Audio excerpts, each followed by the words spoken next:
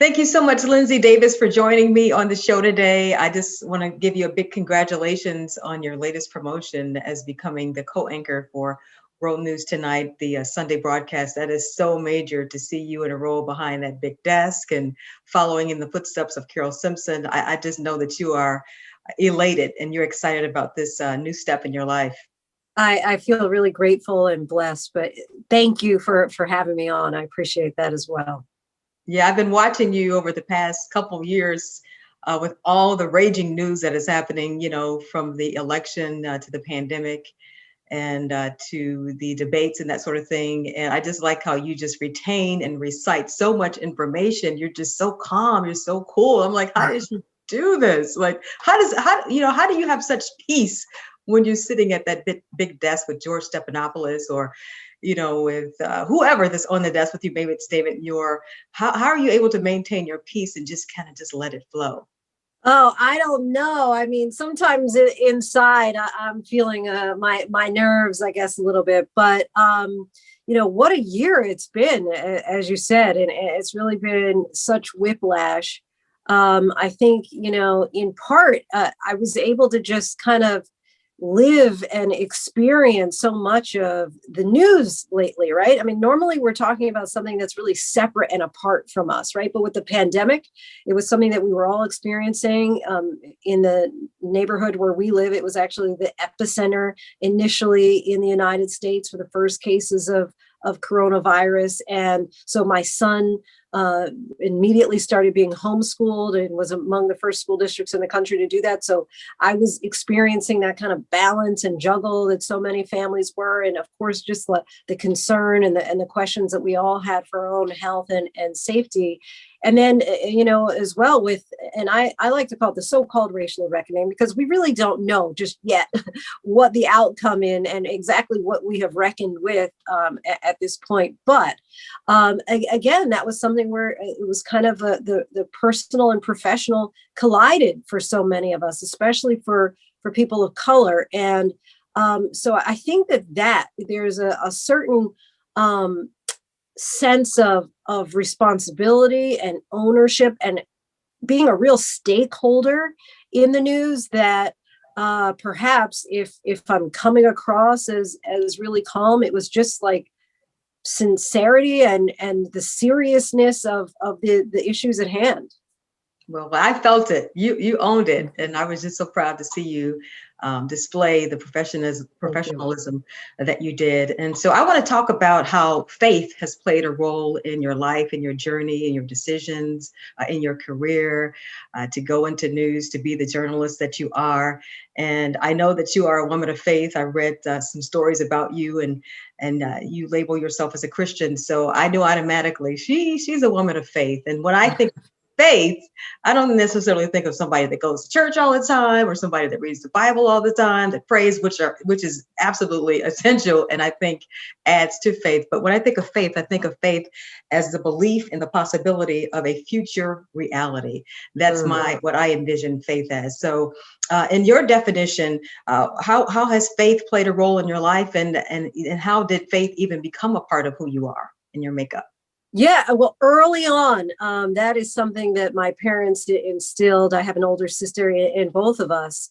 And, we were the part of the religious aspect of going to Sunday school. And I was on the church choir as a child, and part of what they call the YPD. It was this youth organization that every fourth Sunday we kind of ran the service and did everything but the sermon. And so that was just so much a part of my fabric of growing up and who I was then and am very much now.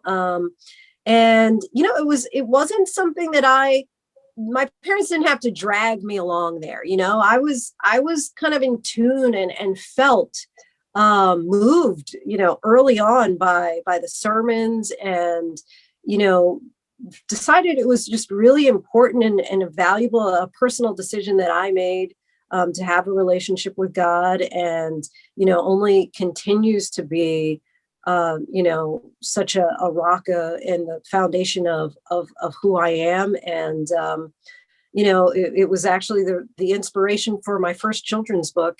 The World is Awake, a celebration of everyday blessings, because it was something that I wanted to instill in my own son. I mean, I felt that this is probably the most valuable lesson that my parents ever gave to me. And so I wanted to make sure that I was able to kind of put it in the atmosphere very early on for my son and for other parents who had that same desire to kind of make sure that their child got that gentle introduction to who God is.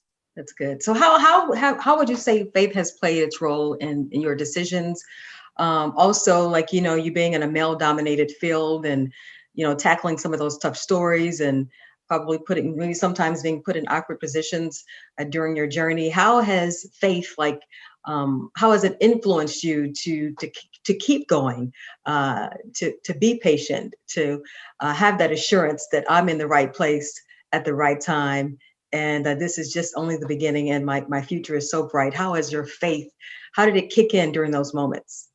I mean, I think it's the scripture of how it's what is it, the evidence of things hoped for, or no, the evidence of things not seen, right? And so you have to anticipate, right? Is it the substance of things faith hoped for? Is the substance of things hoped for, and the evidence of things not seen. Yeah.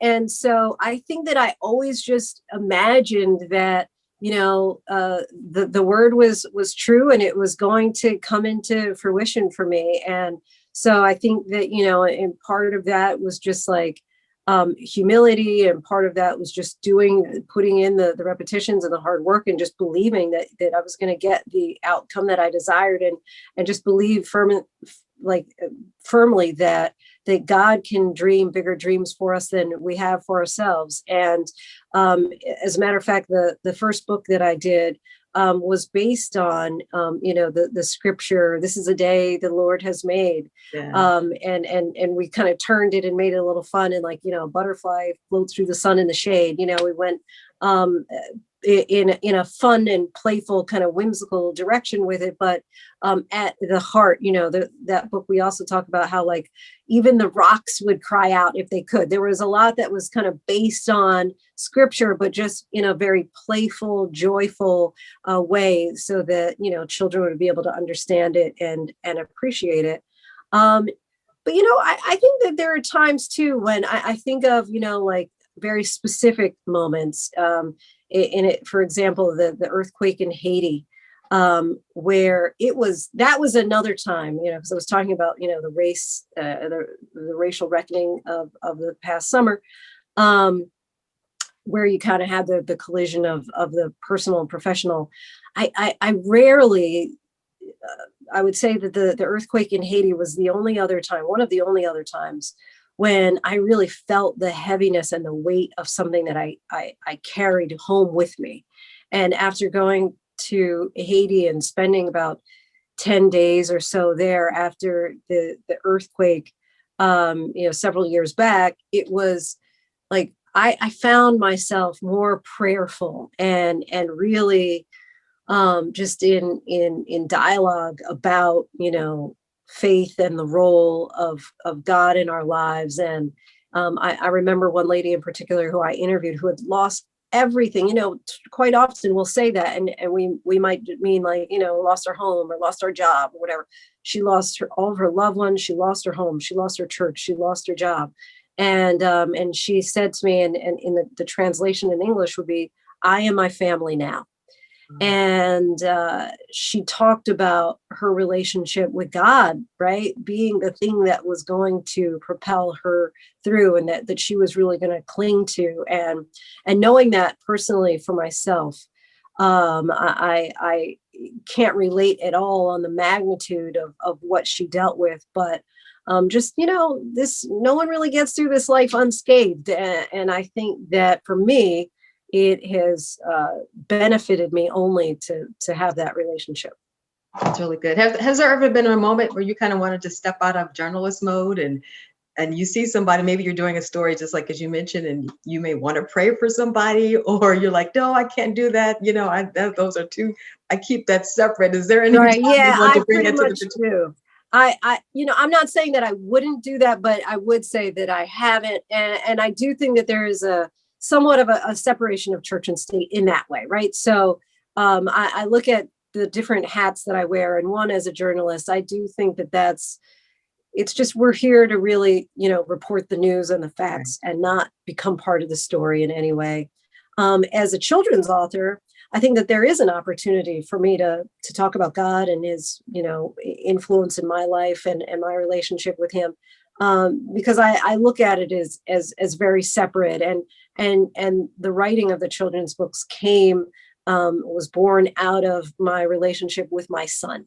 And so I think that is also a place where, again, faith and God and religion is very much a part of my relationship with him. And so by extension, then I think that it would include the books, but journalism, I do think that it is very separate, and, just not something where I have mixed the two. I gotcha. Okay, understood. As you're speaking about your books, and I know you just wrote, you have a third one. Why did you go the route of doing children's books? I'm quite sure you could have written about anything. You've been, you know what I'm saying, with all that you've been exposed to. Why Sure. children's books?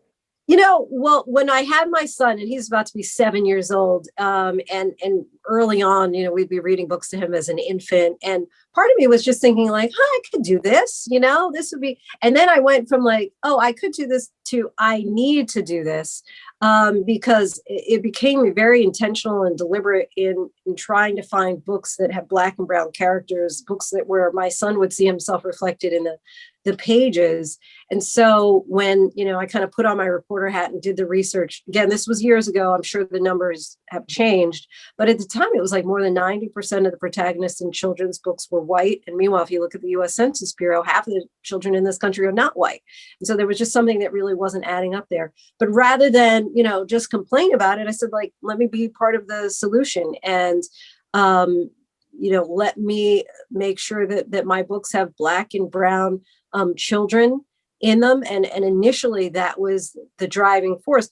I would say that now, lately, especially since, people are at different levels of, I guess, being woke, so to speak, on the heels of this summer, I've really made this kind of a larger mission in feeling that parents of all colors need to have that kind of diversity challenge. Like, how many books on your shelves and for your collection for your children have characters where they don't see themselves reflected? Because the first few years of writing children's books, I really focused on, there was an essay that I read years ago. It was called Windows, Mirrors, and Sliding Glass Doors. And a lot of the time I was focused on that mirror, how it was so important that kids have a mirror and they can see themselves reflected in the books. But lately I've also been emphasizing the window, because books are really intended to also be allow you to peer into a world that's unfamiliar than your own, right? And if that window is to be really effective, it can serve as a sliding glass door and transport you into that world. And so I think that what we have been able to gather from the events, the heightened attention to the events that happened in the wake of the death of George Floyd, is that, quite often we can have this fear of the unknown, right? And when your kids are not exposed, nor have they had experiences with people who don't look like them, with people who have different beliefs or different skin color, different religions, quite often we can be fearful of that. But if parents would really invest and take the time, and let's say you don't live in a diverse neighborhood, you can start with the toys that you use and the dolls and the action figures and the books, by just giving your children a very subtle awareness and a familiarity to kids who don't look like them. And so I have really taken this on now as a larger mission. What started out very much as like, let me make sure my son has some ability to see himself in these books, to children in general need to see this kind of diversity in books. Well, you're doing it. Best-selling author. I'm excited about your new book. Tell us about the messaging behind Stay This Way Forever, your latest book. Tell us about that. What Sure. is it that you want us to gather from that? Yeah, so I think that a theme in all of my books has been love, right? And so even when I look at, my first book, The World is Awake, a Celebration of Everyday Blessings, it was about God's love for us. And my second book, One Big Heart, a celebration of being more alike than different, it was about loving each other, loving your neighbor. And this book, Stay This Way Forever, is really a love letter from parents to children. And this is about, like, you are so loved. Child, please know just how much you are adored and how much, we will do anything for you and we'll be there with you. And this was kind of all the things that I will savor about childhood, and all of the things that I know, I guess half of me feels like, when you grow old, you're going to put away childish things. You're not going to do these things anymore. Right. But then there's this other half that you're going to, I hope that you're going to take with you into adulthood. So the curiosity and the creativity and the joy, and not necessarily feeling that the societal pressure. These are all things that you can just continue. My son now skips, and I love, that when I see him, it's like he's just so joyful that he has to have that pep in his step and that jump to get from point A to point B. And at some point as adults, we stop skipping, and we never know when is that last time when our child is going to reach up for our hand or fall asleep in our lap, or, run and jump and get in bed with us in the morning. And so, there are those aspects that are going to go away, but those aspects that you really just hope, that innocence, that purity, that they can hold on to for as long as possible. So, the theme continues to be love. And this, I think that there's a real power in having parents read these words almost as an affirmation to their children about how much they're loved. That's beautiful, Linsey. Congratulations on that new book. And I'm going to wrap it up here, but with everything that's been said, it all encompasses faith. As you mentioned, love and hope, and then faith, I think, seals it all. If there was anything that you would suggest that could help somebody refuel their faith, maybe something that you do on a daily basis or a weekly basis, something, an affirmation, maybe a scripture or anything that helps you to refuel your faith during those times where you may feel like a little discouraged, or you need hope, and we're pressing through this journey and through life. Anything that you want to leave with us about faith? Sure. Well, my favorite scripture is Jeremiah 29:11. For I know the plans I have for you, saith the Lord, plans to prosper you and not to harm you, to give you a future and a hope. And that has been, there was a moment when I moved from Indianapolis to New York, and I was unpacking, and I kind of had this just moment where I thought, boy, did I make a mistake? Is this the right thing to do? And I was like, I was tired and I was feeling down, and I was like, I'm just going to unpack this one last box and for today. And I opened up a gift. It was like someone in Indianapolis had given me a gift that I had not opened yet. And that was in this box. And it was a plaque, and it had Jeremiah 29:11 written on it. And it was in such a moment for me when I needed to know that God had a plan. And I had no idea that plaque was in there. I had no idea that scripture was going to be on it. And it was like just a message that I was like, I hear you, Lord, and so I, aside from that scripture, I would say that I do read a 1-year Bible every day. And, so I've read it again and again. As a matter of fact, just a month ago in January, I bought a new one because the one that I had was so like tattered and the cover was off, and also I'm getting older. So the print just seemed extraordinarily tiny. So I bought a new one, and that is just, I think that we have to, constantly be, it's like in any relationship, you have to constantly be, growing and communing together. And so that's kind of my way. It's just like, 15 minutes each day of getting the focus right, getting my head and heart right. That's beautiful, Linsey. Well, you are an inspiration to me and so many others. So continue to do what you're doing. Continue to walk by faith, live by faith, speak faith. Continue to write those books. We appreciate that all that you are doing to inspire the world through your work in all ways. And as a wife and as a mother, as a professional, we see it all and we embrace it all. Congratulations. Oh, Sonya, thank you so much. And I'm just bummed because I'm like, I know faith is the substance of things hoped for, the evidence of things unseen. I can't believe I was blanking on that in the No, you got it. It's all good. It's all good. But anyway, I really appreciate this conversation. This has been enriching to me to just be able to talk, because I rarely talk about faith, just because of what I do by day. It's not something that I'm able to share very often. So this has been good.